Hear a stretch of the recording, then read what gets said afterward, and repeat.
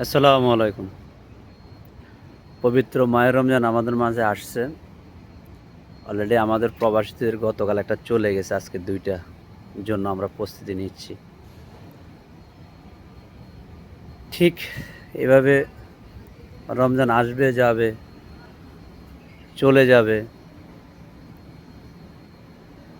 আমার আপনার সময়ও ঠিকই রমজান যেরকম চলে যাচ্ছে, কারোর জন্য অপেক্ষা করতেছে না। আমার আপনার সময়ও কিন্তু এভাবে চলে যাচ্ছে।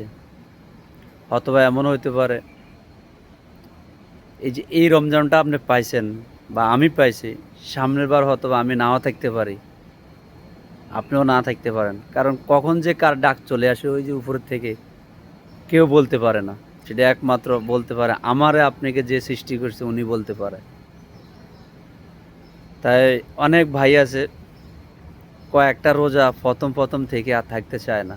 অনেক আছে আমাদের চোখের সামনে, অনেক বন্ধু বান্ধব আছে। তাদের উদ্দেশ্যে বলবো, ভাই আপনার এখন শক্তি আছে, সময় আছে। আপনি যে আমরা তো প্রতিনিয়ত গুনাহ তো করতেছি। এমন কোনো মানুষ নেই যে আমরা গুনাহ করি না। কত কাজে কর্মে একেরে ২ বলি, ২ এর ৩ বলি, প্রতিনিয়ত গুনাহ করি।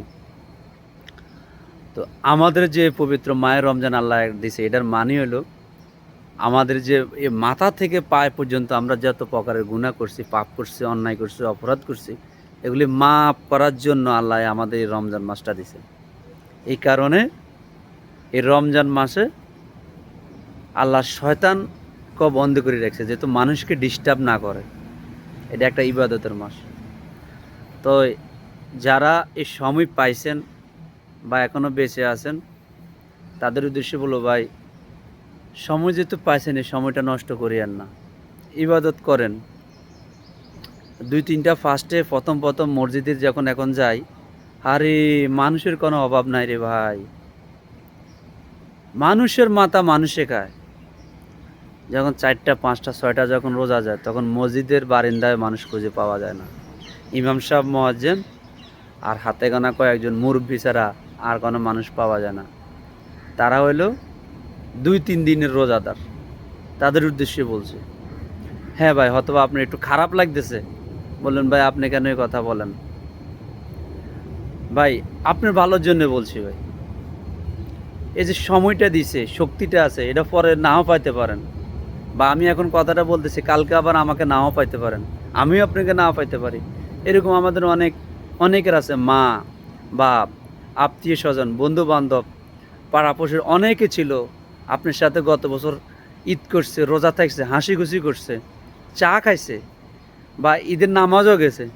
আজকে কিন্তু কাল ওনার নসিবে নাই, তকদিরে নাই, উনি চলে গেছে। উনি আমাদের থেকে বিদায় নিয়ে চলে গেছে, আল্লাহর ডাকে সাড়া দিছে। ঠিক তাদের কথা চিন্তা করেন, আমি আপনি এভাবে চলে যাব ভাই। আমরা যেহেতু আল্লাহ আমাদেরকে সৃষ্টি করছে, আমাদের অবশ্য অপরাধ, অন্যায় সব কিছু ওনার কাছে হিসাব হবে। আল্লাহ সবাইকে বোঝার তৌফিক দান করুক এই পবিত্র মায়ের রমজান রসুল্লাহ। সবার জন্য সবাই দোয়া করবেন।